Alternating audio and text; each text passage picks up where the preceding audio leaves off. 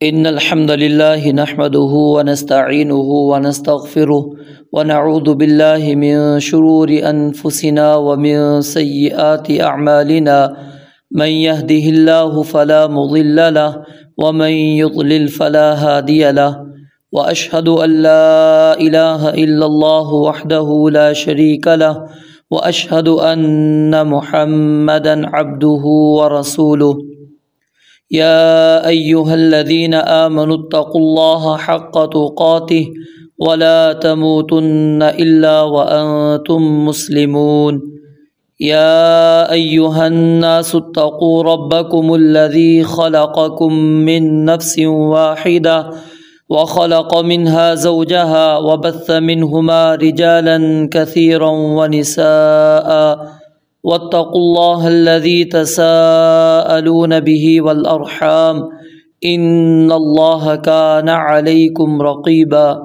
يا أيها الذين آمنوا اتقوا الله وقولوا قولا سديدا يصلح لكم أعمالكم ويغفر لكم ذنوبكم ومن يطع الله ورسوله فقد فاز فوزا عظيما اللهم صل على محمد وعلى آل محمد كما صليت على إبراهيم وعلى آل إبراهيم إنك حميد مجيد اللهم بارك على محمد وعلى آل محمد كما باركت على إبراهيم وعلى آل إبراهيم إنك حميد مجيد قال الله تبارك وتعالى في القرآن المجيد فأعوذ بالله السميع العليم من الشيطان الرجيم من همزه ونفخه ونفثه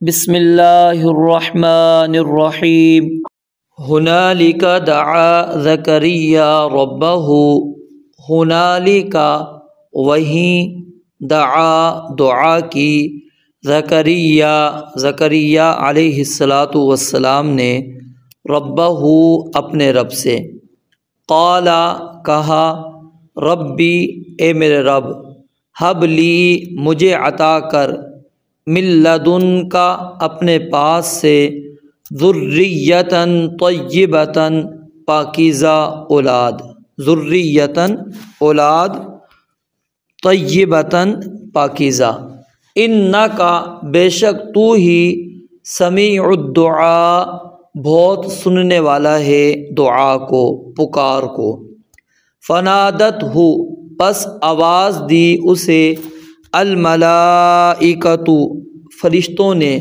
وہوا اس حال میں کہ وہ قائم کھڑا یصلی نماز پڑھ رہا تھا فی المحراب عبادت خانے میں ان اللہ کہ بے شک اللہ تعالی یبشرک آپ کو خوشخبری دیتا ہے یحییٰ کی مصدقاً اس حال میں کہ وہ تصدیق کرنے والا ہے بکلمۃ من اللہ ایک کلمے کی یعنی کہ سیدنا عیسیٰ ابن مریم علیہ السلام کی من اللہ جو اللہ تعالیٰ کی طرف سے ہے وسیداً اور سردار ہوگا وحصوراً اور اپنے آپ پر بہت ضبط رکھنے والا ونبیاً اور نبی ہوگا من الصالحین نیک لوگوں میں سے قال سیدنا زکریا علیہ السلام نے کہا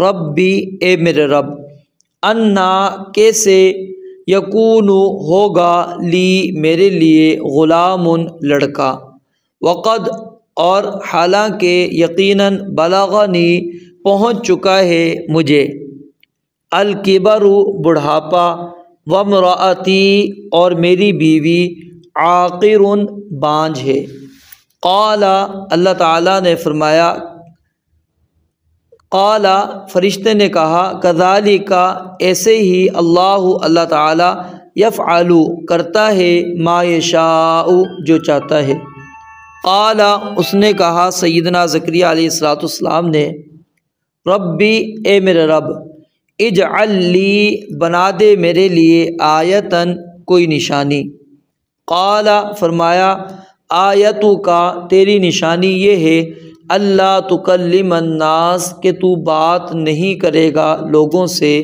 ثلاثۃ ایام 3 دن الا مگر رمضان اشارے سے وذکر اور یاد کر ربا کا اپنے رب کو کثیراً بہت زیادہ وسبح اور تسبیح کر بالعشی شام والابکار اور صبح۔ ایک مرتبہ پھر دیکھیں ہنالکا وہیں دعا کی پکارا زکریا علیہ السلام نے ربہ اپنے رب سے، یعنی جب دعا کی ترجمہ کریں گے تو اس وقت کیا ہوگا؟ دعا زکریا ربہ، دعا کی زکریا نے اپنے رب سے۔ اور جب اس کا معنی پکارنا کریں گے تو پھر اس کا معنی یہ کیا جائے گا دعا زکریا ربہ، پکارا زکریا نے ربہ اپنے رب کو۔ قال کہا ربی اے میرے رب، حب لی عطا کر مجھے من لدن کا اپنے پاس سے ذریتاً اولاد طیبتاً پاکیزہ، ذریتاً اولاد طیبتاً پاکیزہ انکا بے شک تو ہی سمیع الدعاء بہت سننے والا ہے دعا کو، پکار کو۔ فنادت ہو تو آواز دی اسے الملائکۃ فرشتوں نے۔ اب یہاں پر فرشتوں کی جماعت بھی مراد ہو سکتی ہے اور سیدنا جبریل امین علیہ السلام بھی مراد ہو سکتے ہیں۔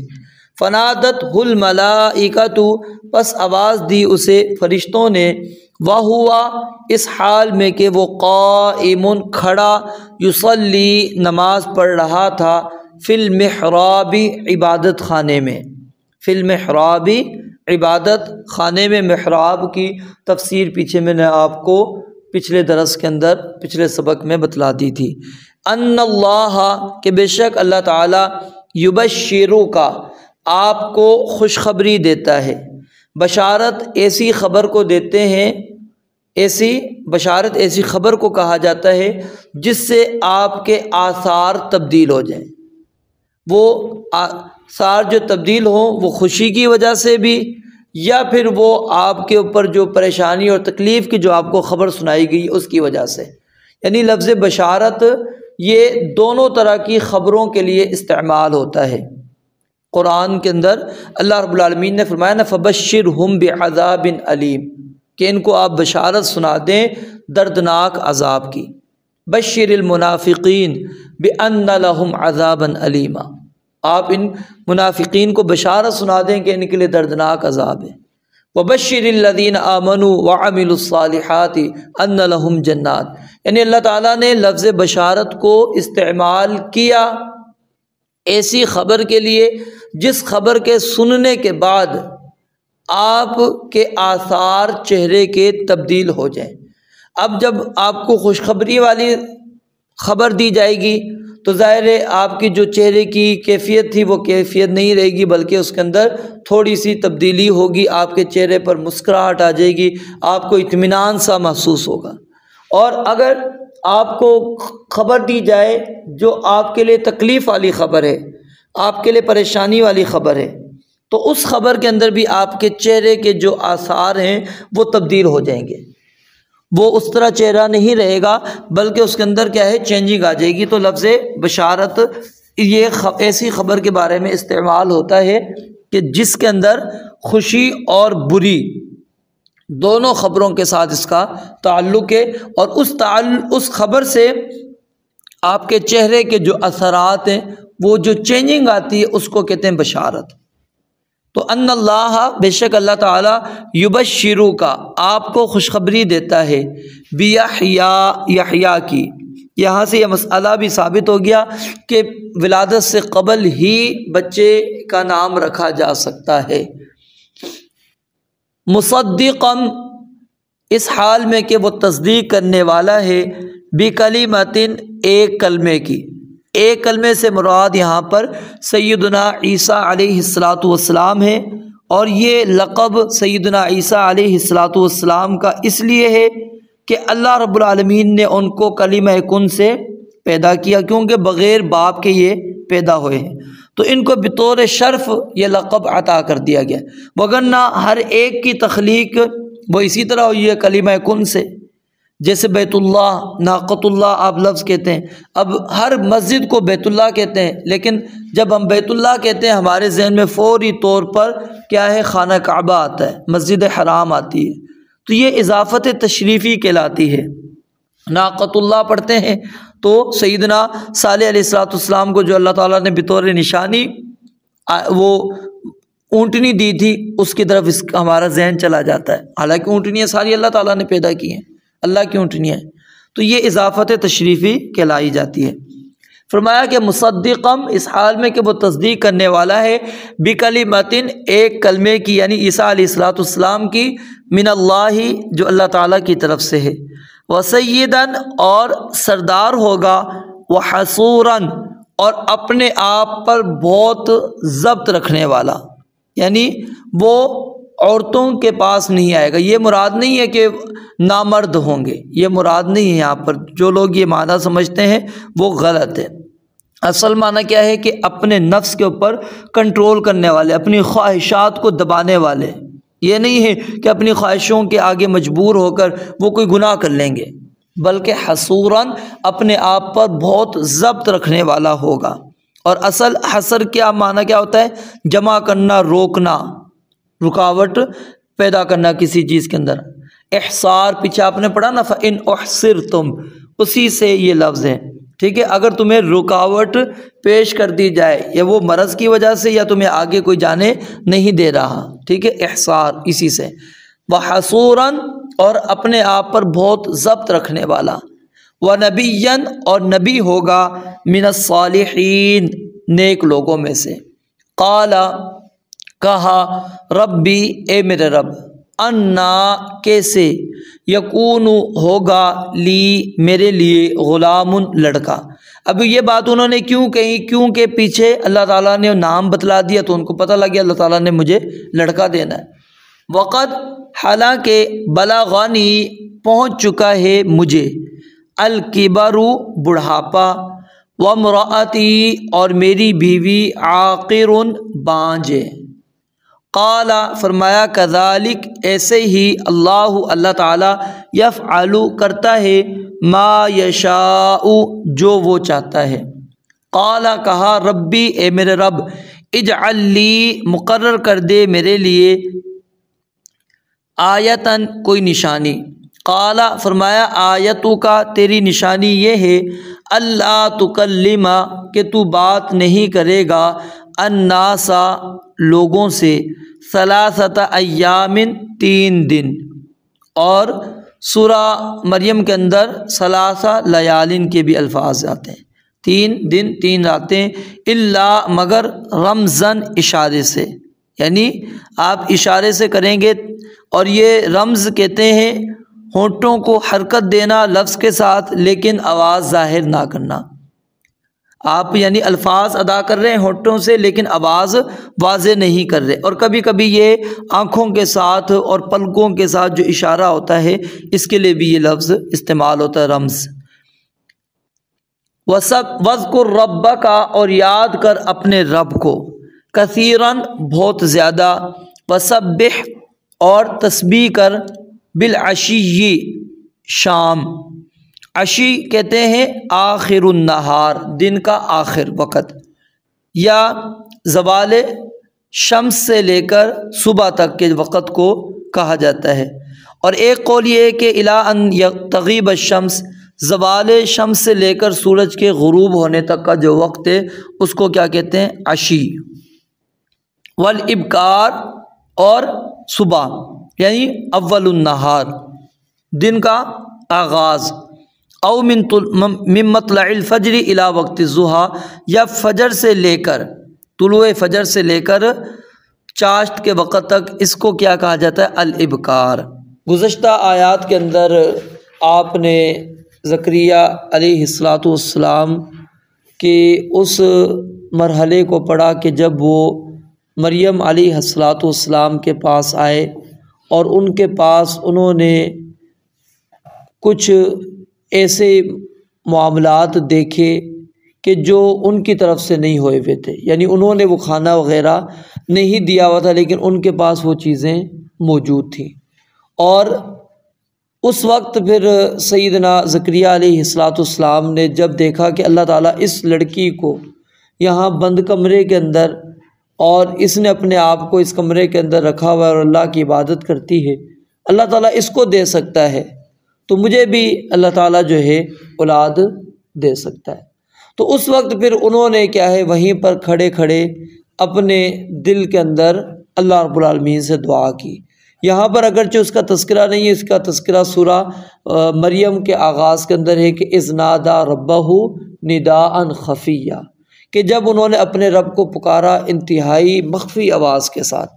اب بعض لوگ یہاں پر کہتے ہیں کہ جی مخفی انہوں نے اس لیے رکھی آواز کہ جی لوگوں کو ان کی آواز نہ چلی جائے، لوگ کہیں گے جی بوڑھا ہو چکا ہے اور ابھی بھی اولاد کی طلب ہے، اور اگر نہ ملی تو پھر اور لوگ مذاق اڑائیں گے۔ ایسی بات نہیں تھی، اصل میں ان دعا کے اندر جو اصل چیز ہے وہ مخفی رکھنا ہی ہے کہ انسان کا اپنے رب سے مانگنا ہے، کیونکہ جب آپ اللہ تعالیٰ سے مانگ رہے ہیں تو آپ کو لوگوں کو بتانے کی ضرورت نہیں ہے کہ میں کیا مانگ رہا ہوں، تو آپ کو رب کا معاملہ ہے۔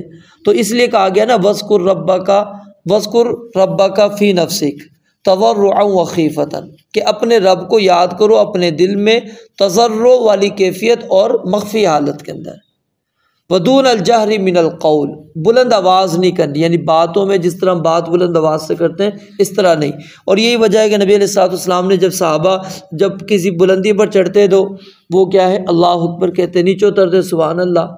آپ نے کہا کہ کیا کرتے ہو، اتنی اونچی اونچی آوازوں سے کیوں تم آوازیں لگا رہے ہو، سبحان اللہ اللہ اکبر یہ کیوں پڑھ رہے ہو؟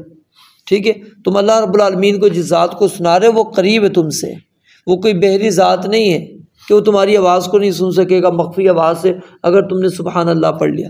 تو اسی وجہ سے یہ جو تسبیح ہم پڑھتے ہیں ہاتھوں میں لے کر، یہ اس کو کیوں جائز نہیں ہے؟ وجہ کیا ہے کہ اس کے اندر ریاکاری کا شبہ ہے۔ آپ ظاہر ہے لوگوں کے سامنے، اب یہاں پر آپ بیٹھے ہیں، آپ کے ہونٹ ہل رہے ہیں، ٹھیک ہے، آپ پڑھ رہے ہیں، ہمیں نہیں پتہ آپ کیا پڑھ رہے ہیں، ٹھیک ہے، نہ کسی کو اس طرف توجہ ہوگی، کیوں؟ کیونکہ آپ مخفی کر رہے ہیں۔ لیکن جب ظاہر ہے آپ کے ہاتھ میں تسبیح ہونی ہے تو ہر بندہ جس کی بھی آپ پر نظر پڑے گی اس نے یہی کہنا ہے کہ جی یہ بندہ جو ہے کچھ نہ کچھ ذکر کر رہا ہے۔ تو اس لیے ذکر کے اندر اس چیز کو یاد رکھیں، جب بھی اللہ تعالیٰ کو پکارنا ہے، اللہ تعالیٰ کو یاد کرنا ہے تو اس کے اندر انسان مخفی حالت رکھے۔ اور اسی وجہ سے نماز جو افضل ترین نماز قرار دی گئی ہے وہ رات کی عبادت ہے۔ کیوں؟ اس وقت انسان لوگوں کے سامنے نہیں ہوتا۔ اب یہاں پر ہم لوگوں سے اوجھل نہیں ہو سکتے، اس وقت ہمارا مسجد میں آنا ضروری ہے، یعنی فجر میں، ظہر میں، عصر میں، مغرب میں، عشاء میں، یہاں پر ہم مخفی نہیں رہ سکتے۔ یہاں پر اگر کوئی بندہ کہتا ہے نہیں میں ریاکاری سے بچنے کے لیے میں گھر پہ ہی نماز پڑھوں گا، نہیں، یہاں پر اسلام نے ہمیں کہا ہے کہ تم نے جماعت کے ساتھ آ کر پڑھنی ہے۔ نفلی نماز آپ نے کہہ دیا کہ بہرحال کہ گھر کے اندر پڑھنا یہ زیادہ افضل ہے، ٹھیک ہے۔ تو یہ کیا ہے کہ مخفی عبادت انسان جو نفلی ہے وہ کرے اور اللہ رب العالمین سے مخفی انداز کے اندر وہ آواز لگائے، پکار کرے، اللہ تعالیٰ سے دعا کرے۔ تو سیدنا زکریا علیہ السلام نے اللہ تعالیٰ سے دعا کی کہ اللہ مجھے جو ہے اولاد عطا کر دے۔ اب یہاں پر جو قابل غور بات ہے وہ یہ ہے کہ صرف انہوں نے یہ نہیں کہا کہ اللہ مجھے اولاد دے دے۔ ہماری سب سے بڑی غلطی یہ ہوتی ہے کہ ہم اللہ تعالیٰ سے اولاد مانگ رہے ہوتے ہیں اور نیک نہیں مانگ رہے ہوتے، اور بعد میں ہم پریشان ہو رہے ہوتے ہیں۔ تو اصل میں دعا جو کرنی چاہیے وہ کیا ہے؟ ذریۃً طیبۃً، کہ اللہ مجھے اولاد دے جو پاکیزہ ہو، جو نیک ہو، صالح ہو، وہ مجھے اولاد دے۔ اور پھر اللہ نے دیکھی یہ دعا ان کی قبول بھی کی، اور اللہ نے جو اولاد دی وہ کیا؟ وَنَبِيًّا مِّنَ الصَّالِحِينَ، ذریۃً طیبۃً مانگا، اللہ نے نبی بنا کر ان کو بھیجا کہ نبی بھی بنے گا آپ کا بیٹا، زندگی بھی اس کو ملے گی، نیکوکاروں میں سے ہوگا، اپنے نفس کے اوپر کنٹرول کرنے والا، یعنی گناہوں سے بہت دور ہوگا، اس کو وہ نفسانی خواہشات کے پیچھے چلنے والا نہیں ہوگا۔ بعض لوگ اس کا یہ ترجمہ کر دیتے ہیں کہ جی ان کو عورتوں کی ضرورت نہیں ہوگی، یہ معنی نہیں ہے یہاں پر، کیونکہ یہ کوئی خوبی نہیں ہے، یہ عیب ہے، بلکہ کہ بندہ ایک مطلب اس قابل ہی نہ ہو کہ وہ نکاح کر سکے۔ تو یہاں پر مقصود کیا ہے کہ اپنے نفس پر کنٹرول کرنے والا، ضبط کرنے والا، برائی کی طرف نہ جانے والا۔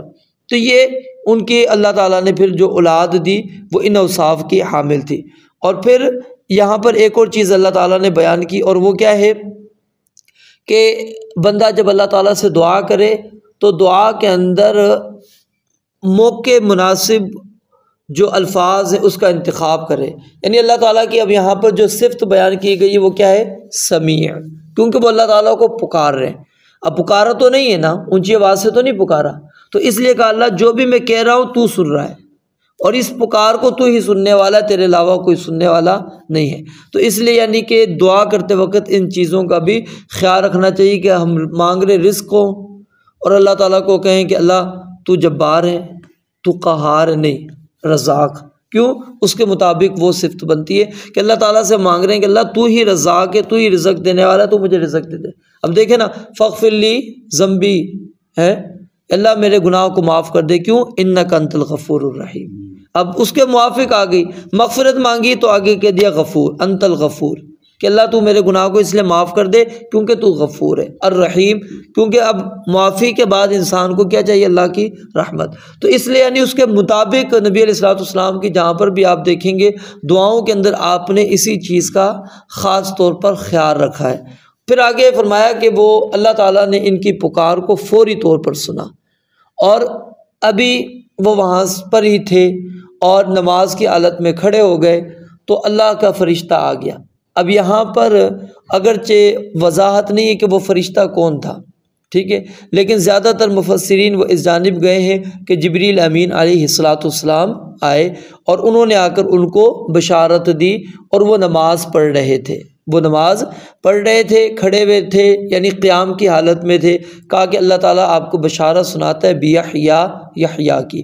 اب یہاں سے ایک اور چیز ثابت ہو گئی کہ بچے کی ولادت سے قبل بھی آپ بچے کا نام رکھ سکتے ہیں۔ اللہ تعالیٰ نے یہاں پر نام رکھا ہے، ابھی بچہ دنیا میں آیا نہیں، کوئی آپس میں ابھی میاں بیوی ملے بھی نہیں ہے، بشارت سنا دی، نام بھی بتا کر چلے گئے کہ اس کا نام اللہ تعالیٰ نے رکھا ہے۔ تو یہ اللہ تعالیٰ نے سیدنا یحییٰ علیہ الصلوۃ والسلام کا نام رکھا تھا۔ پھر آگے انہوں نے پھر مزید کہا کہ جب یہ بشارت ان کو مل گئی تو یہ نہیں ہے کہ ان کو یقین نہیں تھا، یقین تھا، جبھی تو اللہ تعالیٰ سے دعا کی تھی، لیکن یہاں پر کیا ہے کہ انسانوں کو اللہ تعالیٰ نے بات سمجھانے کے لیے یہ بات کہی کہ رب انا یکون لی غلام، کہ اللہ میرے لیے اولاد کیسے ہوگی؟ اگر یہی چیز اگر ہم کہیں کہ ان کو یقین ہی نہیں تھا کہ میں بوڑھا ہو گیا ہوں، میری بیوی بانجھ ہے، تو پھر اللہ سے مانگتے بھی نہ، ٹھیک ہے، تو امید تھی تو مانگا ہے۔ تو یہ اطمینان کرنے کے لیے اپنے آپ کو اور لوگوں کو یہ اللہ رب العالمین نے ہمیں سمجھا دیا کہ انہوں نے کہا کہ میں تو بوڑھا ہو چکا ہوں، ٹھیک ہے، اور میری بیوی بانجھ ہے، یعنی اب ہمیں کوئی ظاہری اسباب نظر نہیں آ رہے کہ اولاد ہو سکے۔ تو قال کذالک اللہ یفعل ما یشاء، فرشتے نے صرف ایک بات کہی کہ اللہ تعالیٰ جو چاہتا ہے وہ کرتا ہے، اللہ تعالیٰ کو وقت کی ضرورت نہیں، اسباب کی ضرورت نہیں، اللہ تعالیٰ اسباب کا محتاج نہیں، ہم اسباب کے محتاج ہیں۔ ہم جب تک بیمار ہیں ڈاکٹر کے پاس نہیں جائیں گے ٹھیک نہیں ہوں گے، یہ ہم نے وہ سبب اختیار کرنا ہے، ٹھیک ہے۔ آپ نے جانا یہاں سے لاہور ہو اور آپ کہیں میں گھر سے باہر ہی نہ نکلوں اور میں لاہور پہنچ جاؤں، نہیں، سبب اختیار کرنا پڑے گا، اٹھنا پڑے گا، باہر جانا پڑے گا، گاڑی پہ بیٹھنا پڑے گا، وہ گاڑی پر بیٹھنا پڑے گا جو لاہور تک جاتی ہو، جاتی کہیں اور ہو، آپ کشمیر پہنچے ہوں، ٹھیک ہے، یہ بھی نہیں کرنا، تو گاڑی وہی ہوگی، تو پھر یہ اسباب ہم نے کیا کرنے؟ اختیار کرنے۔ اللہ تعالیٰ اسباب کا محتاج نہیں۔ پیچھے بھی یہی چیز رب العالمین نے ہمیں سمجھائی تھی کہ زکریا علیہ الصلوۃ والسلام نے جب دیکھا کہ یہاں پر بظاہر کوئی سبب نہیں ہے، میرے علاوہ کوئی اور رزق لانے والا نہیں، تو اللہ تعالیٰ جب ان کو بغیر سبب کے رزق دے سکتا ہے تو میرے پاس بھی کوئی سبب نہیں ہے، تو اللہ تعالیٰ مجھے بھی اولاد دے سکتا ہے، اللہ تعالیٰ تو اس چیز کا نہیں ہے۔ تو اسی طرح کہا یفعل ما یشاء، اللہ جو چاہتا ہے وہ کرتا ہے۔ پھر ایک اور چیز سیدنا زکریا علیہ السلام سے زکریا علیہ السلام نے مانگی، وہ کیا؟ کہ رب اجعل لی آیہ، کہ اللہ مجھے اس پر یقین کرنے کے لیے، اور یہ یقین جو ہے اطمینان قلب کے لیے تھا کہ اجعل لی آیہ، کہ اللہ میرے لیے کوئی نشانی مقرر کر دے تاکہ مجھے واقعی سمجھ میں آئے کہ ہاں اللہ نے مجھے اولاد دینی ہے۔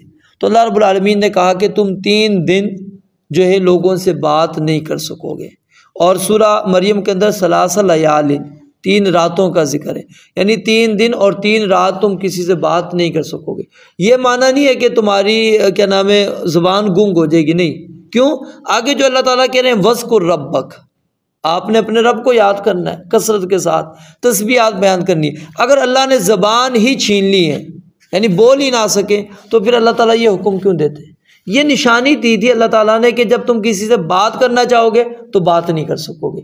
اللہ کا ذکر کرو گے زبان سے ذکر ہوگا، تسبیح کرو گے تسبیح ہوگی، لیکن لوگوں سے اگر تم نے کسی کو کچھ کہنا ہے کہہ نہیں سکو گے، ہاں الا رمزن، یا تو اشاروں سے ان کو سمجھا دو گے بات اپنی، باقی زبان سے تم نہیں کہہ سکو گے۔ 3 دن تک یہ تمہارے ساتھ معاملہ ہوگا۔ تو یہ اللہ تعالیٰ نے ان کے لیے ایک نشانی رکھی جس سے ان کو یقین ہو گیا کہ اللہ تعالیٰ نے مجھے اولاد دینی ہے۔ اور یہاں پر جو آخر کی بات ہے وہ قابل غور یہ ہے کہ جب اللہ تعالیٰ کی طرف سے انسان کو بشارت ملے، کوئی بھی خوشخبری ملے، تو اس کے بعد انسان اللہ تعالیٰ کا کثرت کے ساتھ ذکر کرے، کثرت کے ساتھ اللہ تعالیٰ کی تسبیحات کو بیان کرے۔ کیونکہ اللہ رب العالمین نے اس کو نعمت دی ہے، ٹھیک ہے۔ اور اسی وجہ سے الحمدللہ جو ہم کہتے ہیں نا نعمت کے ملنے پر، تو یہ نعمت کے ملنے پر الحمدللہ کہنا بھی یہ مزید نعمت کو واجب کرتا ہے۔